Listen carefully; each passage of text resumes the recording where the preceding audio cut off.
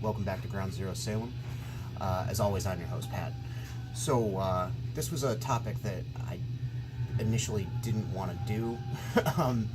It was started on Facebook. A Facebook friend of mine and good friend of a bunch of other people you know, probably other YouTubers, namely Marty, Brain Smasher, his friends Mike Seatown, and some other people. This guy Mitch, who does Sylvan Screams Productions, put out a topic out there. What are 12 or 13 stone cold classics for black metal? And my answer was just this 10 to 12 times in a row. But the more I thought about it, I actually do have quite a few albums that I consider stone cold classics. Maybe coming from a little bit of a different angle than this has been touched on before by Brain Smasher and Marty, who've already done videos that are excellent. Just because I'm still learning about a lot of even, pretty commonly known black metal from the 1990s, 2000s, and beyond. I've always been a fan of 80s black metal, and that gets into kind of sticky territory of whether or not it can be considered black metal, the first wave or proto stuff. But really, that's where my love has its basis. To kind of dovetail into another topic that Ben covered earlier this week, why metal YouTubing is important, is that I'm gaining a lot of information. I'm gaining a lot of knowledge about stuff that I otherwise may have not given a chance. So via lots of great people who do channels and everything. Kind of blew my mind when I watched a video by a gentleman that goes by Life Eternal, and he credited like a lot of the music that he listens to that he wouldn't have been exposed to if not for particularly Sean Blaggerith, which is kind of mind-blowing to me. I'd never really considered that YouTube had that kind of impact for spreading information about music. I think that's very interesting and pretty cool. So anyway, to get into my list, Now Playing is a record that I just showed last update. I am not the biggest fan of repeating myself and showing stuff multiple times, as you know. However, this is such a kick-ass record, such an utter classic, such a stone-cold classic, that I felt that maybe I should be playing this in the background anyway, so I'm sort of cheating.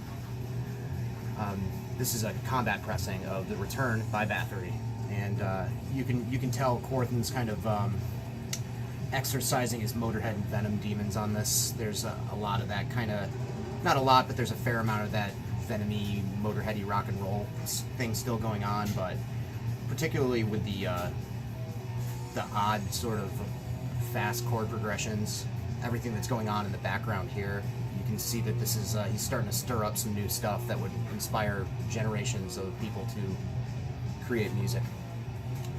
It's a perfect record in my opinion.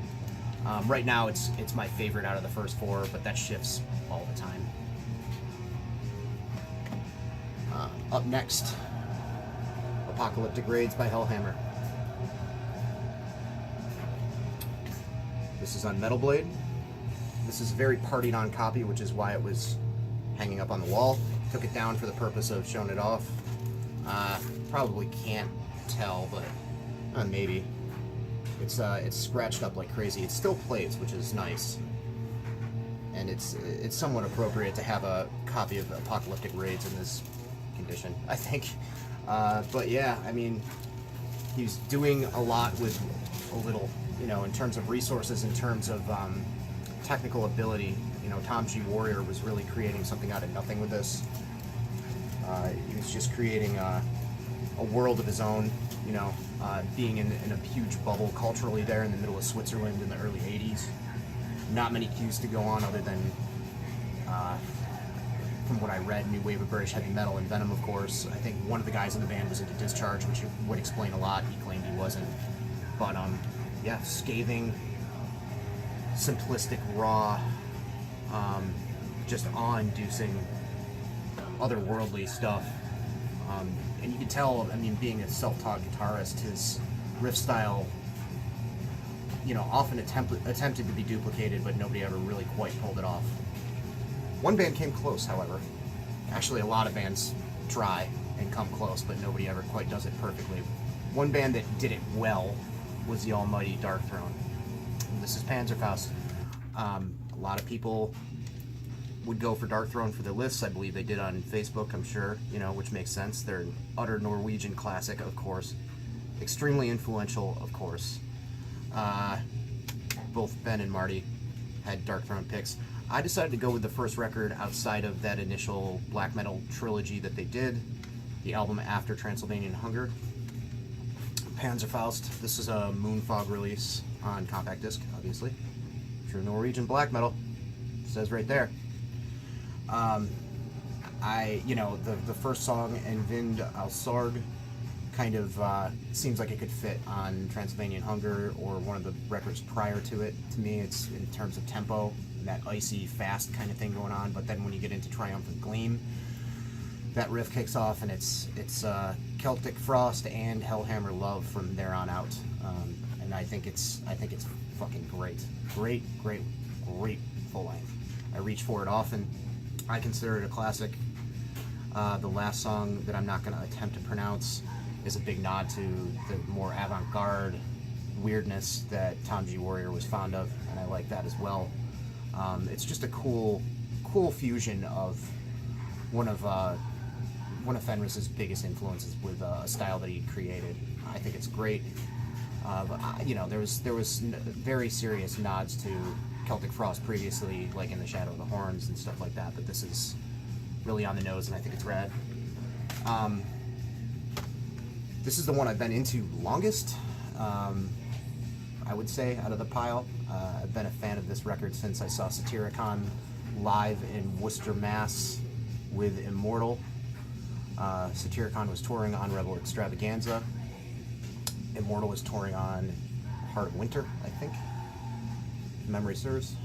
This is a beast of a record, as most of you know.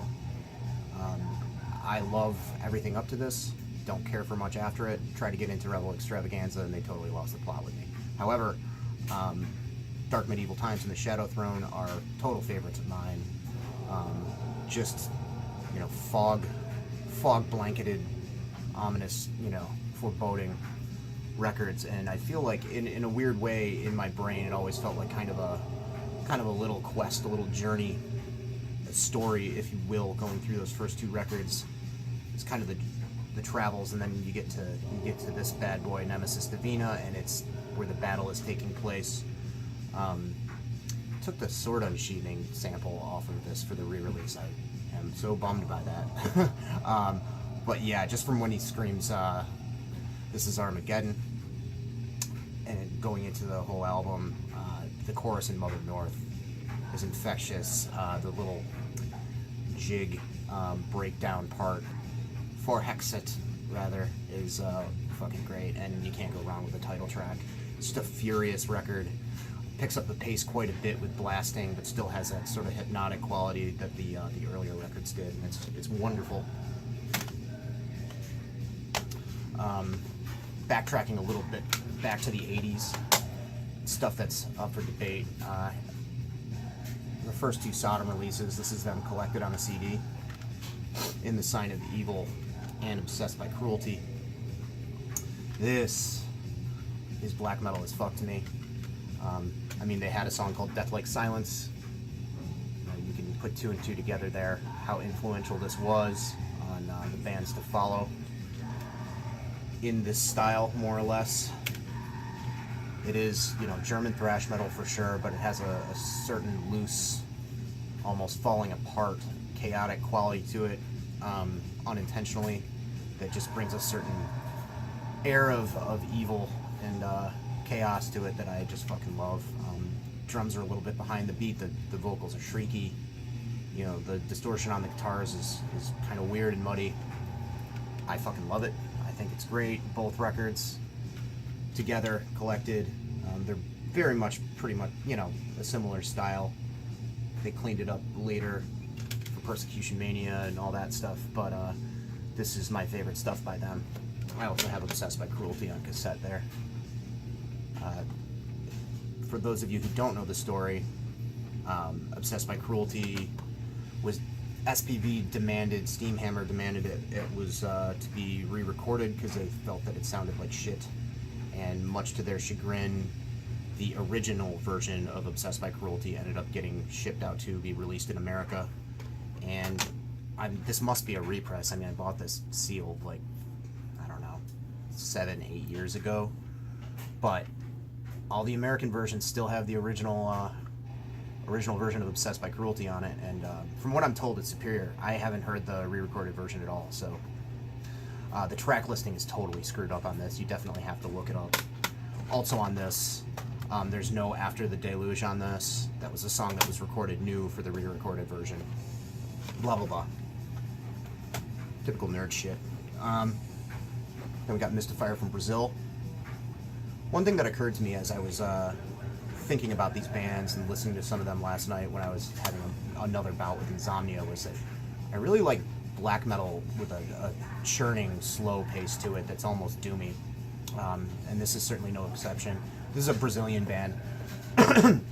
They definitely have their Brazilian side to them, you know, in terms of kind of being like Sarcophago or Holocausto or Mutilator. There's that, just that sort of like, when they play fast mostly, there's that completely unhinged, lycanthropic, snarling sort of thing going on. But when they get hypnotic, when they start to get a little more churning and repetitive, there's some good keyboards kick in. The vocals are weird, you know, generally lower, but kind of all over the place. There's something way more, I don't know, mystical and occult, you know, for lack of a better descriptor about this. And I think, you know, people that are into like that new Perverted Ceremony, people that like probably a few more of the bands I'm about to mention, people like Samael, if they aren't into Mystifier, they should check them out. This is their second record, Goetia.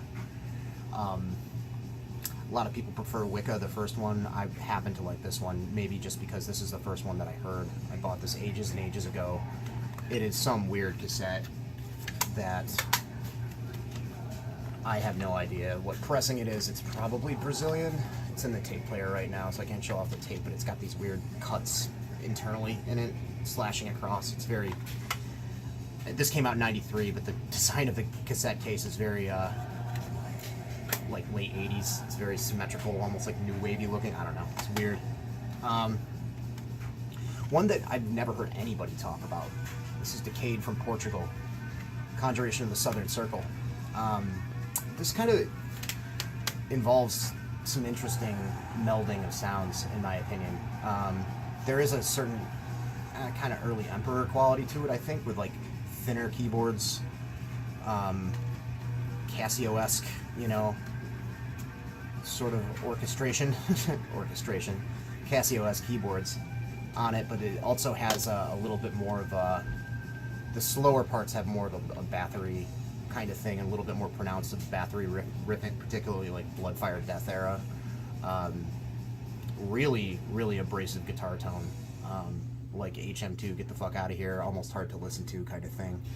Eardrum shredding kind of deal. I really like it. They do get close to capturing some of the magic that Bathory had on their classic records here and there. It's not a sound-alike, however. Just really good. The fast parts kind of do get a little Norwegian, but they don't really have that Norwegian guitar style. It's more of a, you know, more of a one or two string kind of strumming style, but it's really good. This has been re-released a ton of times. This is on Aphelion Productions, Portugal. I think 1993 is when it came out. This has a ton of extras, tons and tons of extra songs, live songs and stuff on it. They have a shit ton of records.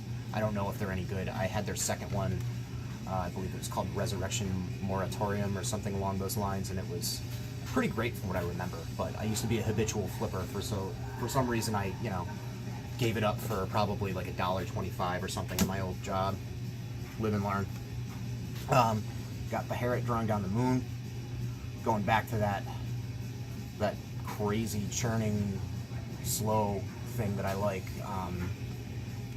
On this, they reined in the completely messy bomb blast of their first release, which was just a compilation of demos and 7-inch or whatever it was that they tried to appease the label with, because they were spent all the money on booze or whatever the urban legend is. I don't know. And this is the first proper record. Awesome, just cold, like depths of outer space cold black metal with, for the most part, really churning, slow, marching pace, just entrancing heaviness.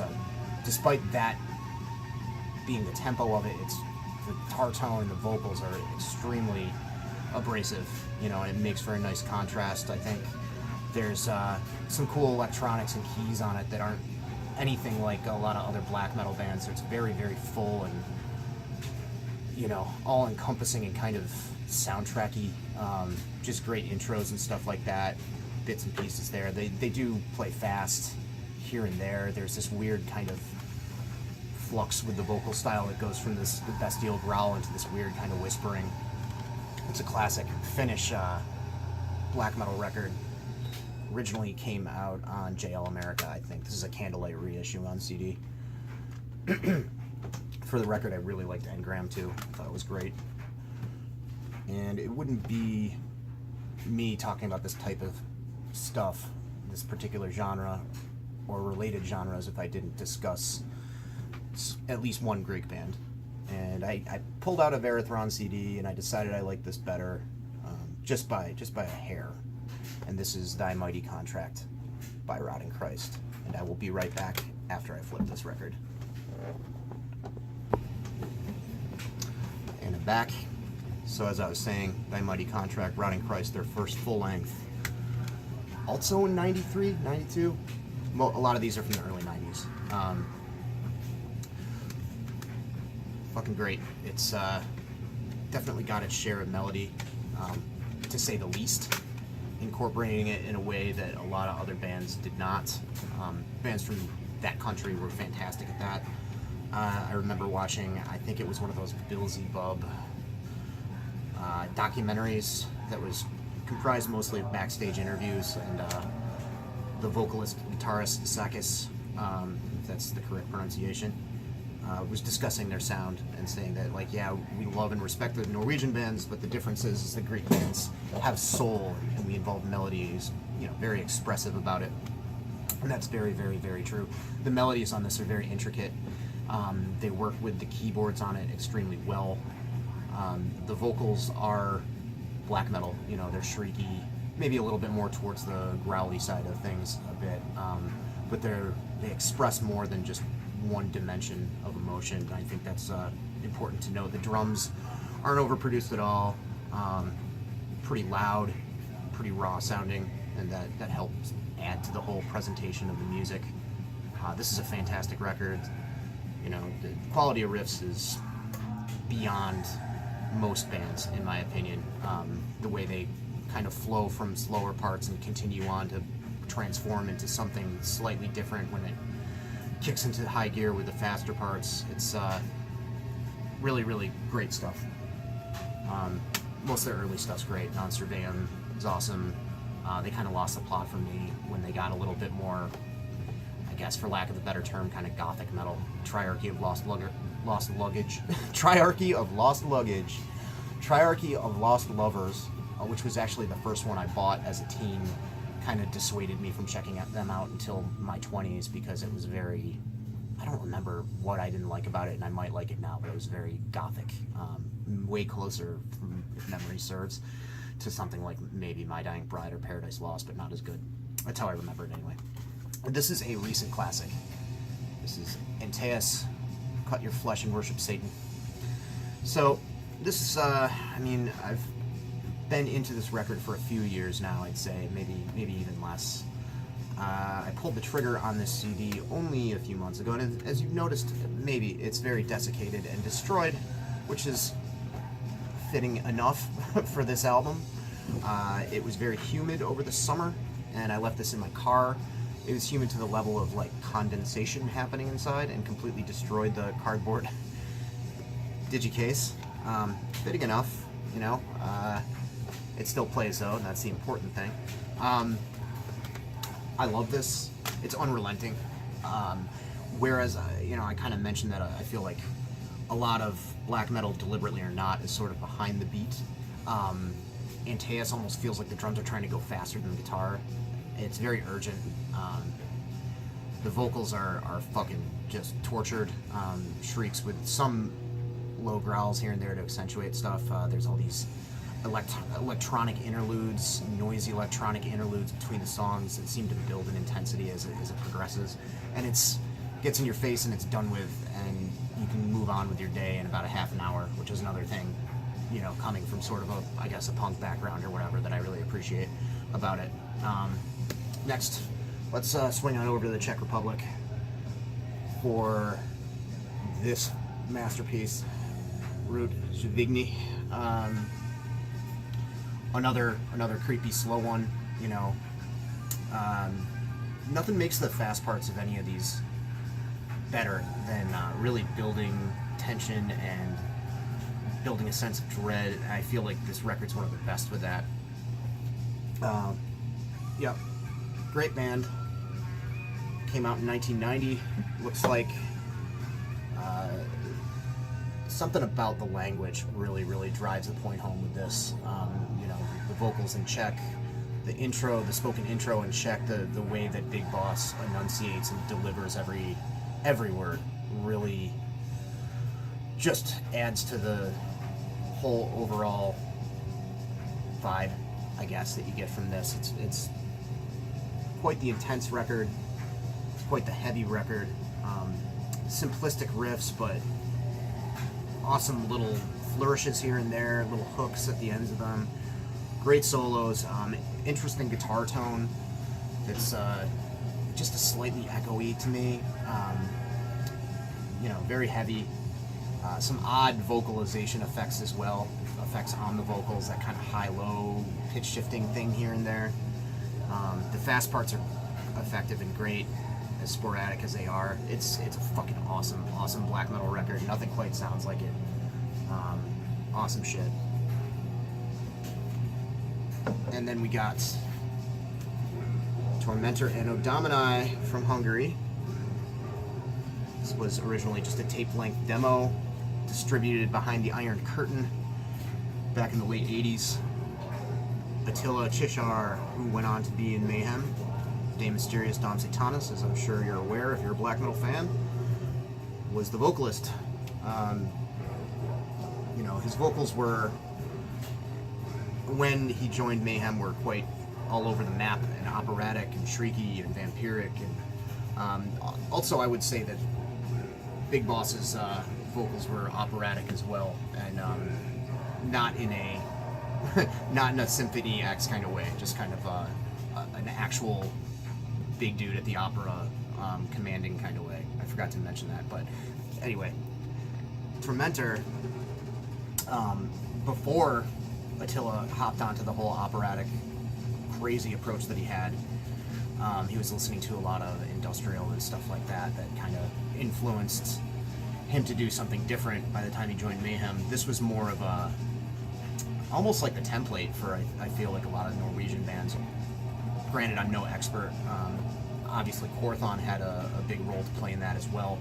But the music is interesting because it's thrashy. You know, I feel like the riffs could be out of the Creator, Sodom, Destruction playbook here and there, but the sense of the structures themselves, the song structures, is far more chaotic.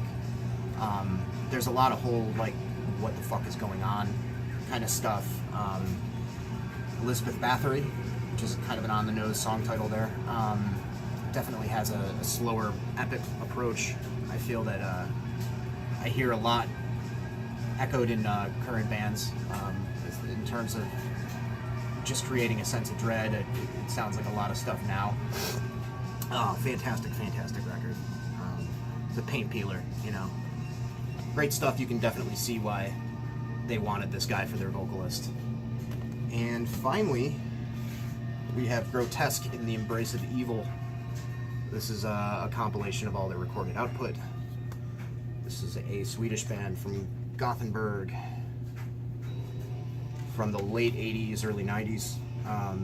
Definitely up for debate, you know, what kind of music this is. To me, it's black metal all the way, although there's definitely a lot of hallmark similarities to the death metal of its day that was borrowing equal parts from, you know, thrash and some other stuff. It's technically very sound, dizzying, really crazy, chaotic stuff too. There's another great sense of what the fuck is going on with this. Insane, shrieky vocals. Definitely black metal to me. This band was a big influence, I feel, on a lot of stuff to come. You know, they certainly were wearing their influences on their sleeves too, at least aesthetically. There's a lot of sarcophago kind of nods and stuff like that going on with it. It's great, great, great stuff. Blood runs from the altar, submit to death, fall into decay. Necrolord, yeah, Insulter, you know, all these kind of Brazilian sounding things thrown in there. In terms of like the pseudonyms they use for their names and lyrical content. Very, very crazy musically. It kind of, in a lot of ways, it sounds like a more blackened version of Insanity from California, or perhaps Mutilated, or is it Mutilation? One of the two. The French band Psychodeath Lunatics, who are also a huge favorite of Euronymous. So I love this record. It definitely keeps you guessing. This is a Century Media pressing of it, double gatefold. I think it's stuck in the fucking jacket is what I think. It is on white vinyl. The Anno Domini by Tormentor is just a boot. I don't know if there exists an official version of that. I've seen a lot of different versions of this pop up around. Eric showed it a while ago, and his was a completely different cover. I really like this. Whoever cooked this up, this castle from the standing looking up kind of viewpoint. It's not gray. Can't remember where I picked it up. Maybe Hell's Headbangers, I don't know. But yeah, that's it. Those are my picks for black metal. Take them or leave them.